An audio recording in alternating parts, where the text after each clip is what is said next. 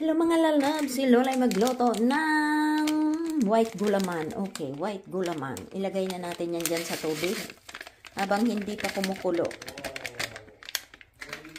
No flavor yan, white ang kulay. Ayan, ganyan na natin yan hanggang sa kumulo.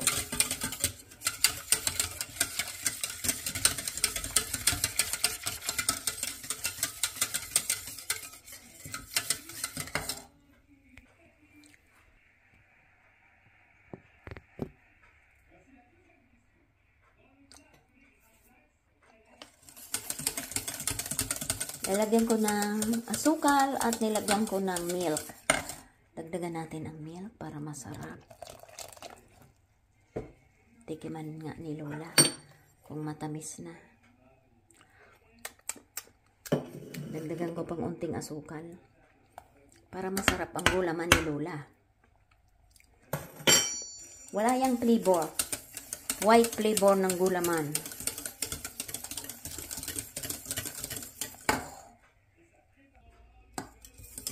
Ayan, ito na siya. Luto na.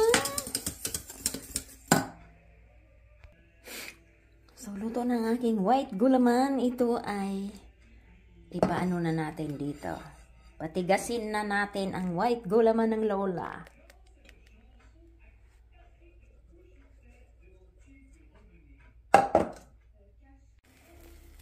Ayan guys, nagluto si Lola ng sago. Sago kasi ako'y magluluto ng sago con gulaman. Ayan, madami na siya.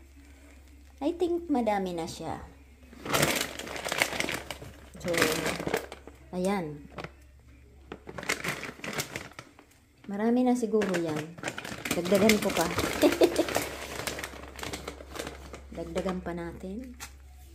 So, sago ng Lola. Kasi magluluto ang Lola ng sagot gulaman. Patipan natin ang pangalan. Oh, ayan. Powdered sagot gulaman. So, yung aking gulaman ay aking niluluto na. Ngayon ang sago ko naman. So, sago naman yan. Ayan guys, malapit ng maluto.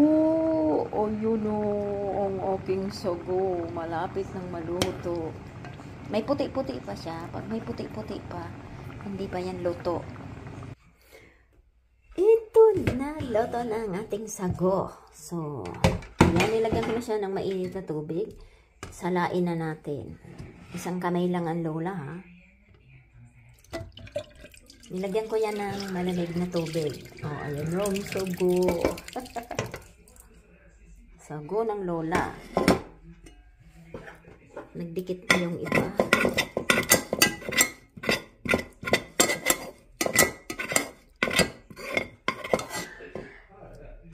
Okay. Okay, yan na ang sago ng Lola nyo.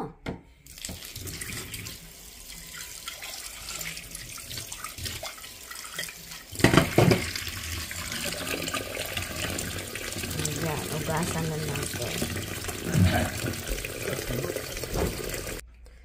So, ito na ang aking sago. Nalagay na natin yan dyan. Okay. Yan ang sago ng Lola nyo. Okay. Thanks for watching, guys.